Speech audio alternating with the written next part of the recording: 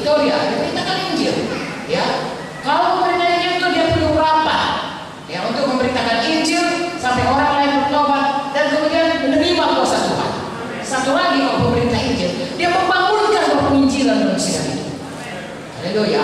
Ya, kemana saja kakak Ibu Victoria pergi, semua orang mau jadi penginjil.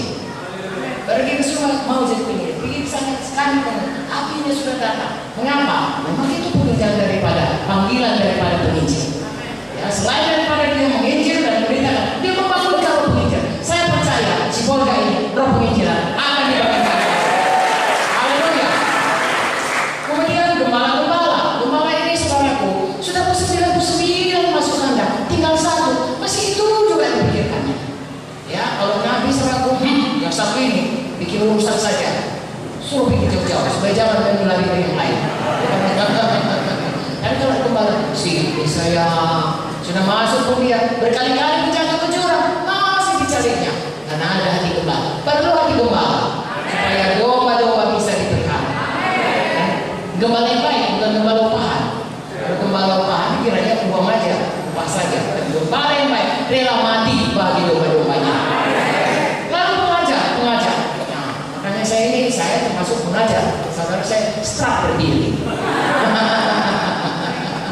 Kalau saya tanya, nggak pikir ya, kalau kalian belum gitu ngomong, saya ulang lagi dari mula. Karena mengajar sebab dia mesti dari nggak tahu menjadi tahu. Perlu supaya punya doktrin yang benar dalam sidang itu. Haleluya.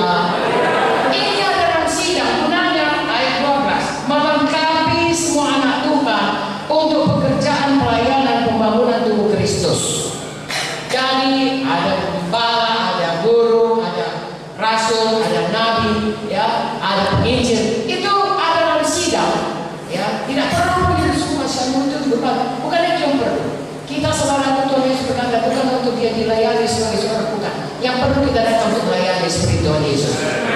Lalu kita melihat saudaraku, ya, training, kemudian diajak menginjil, diajak mengunjungi, diajak saudaraku, memberi dan lain sebagainya, dilatih.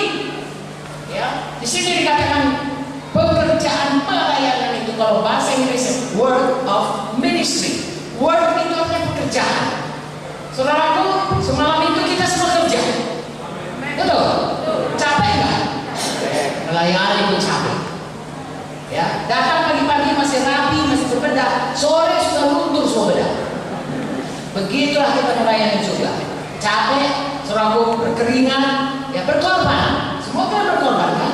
Korban tenaga, korban uang, korban waktu, korban perasaan. Sudah diajak orang di dudangnya pula kita. Padahal supaya dia selamat yang masuk kita. Semua rela. Apakah itu? Pekerjaan pelayanan. Nanti lain kali saya akan menyampaikan. Tapi hari ini cukup dan selalu tahu bahwa saya melayani Tuhan itu satu pekerjaan. Saya melayani Tuhan bukan mocok-mocok. Apa saya? Bukan mocok-mocok. Bukan. Katakan, saya melayani Tuhan sungguh-sungguh hati. Itu satu pekerjaan. Bukan sambilan. Sungguh-sungguh hati menyampaikan panggilan Tuhan. Amin.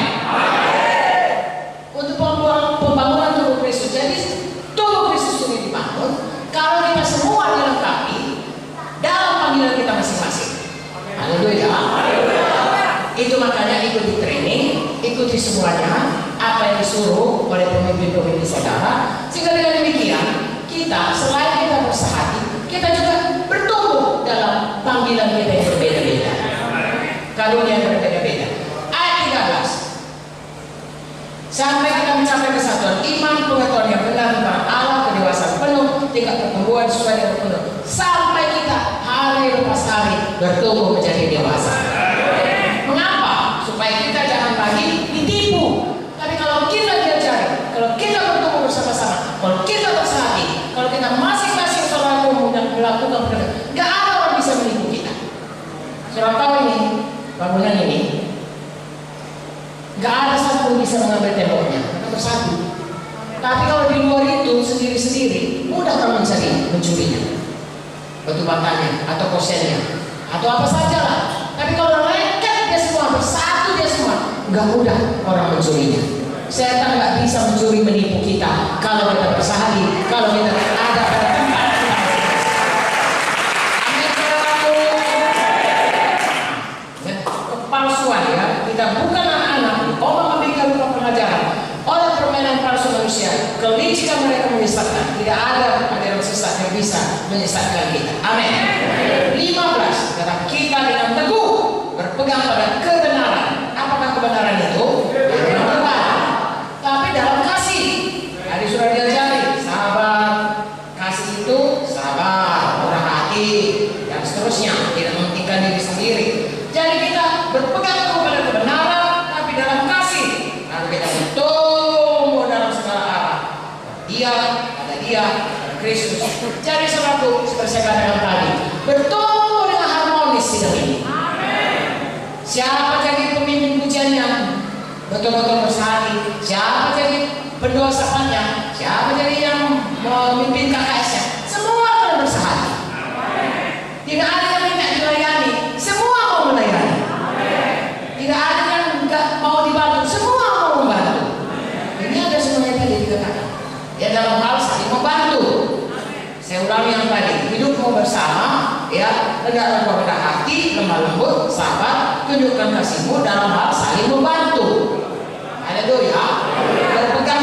Berpegang pada kebenaran di dalam kasih. Amin.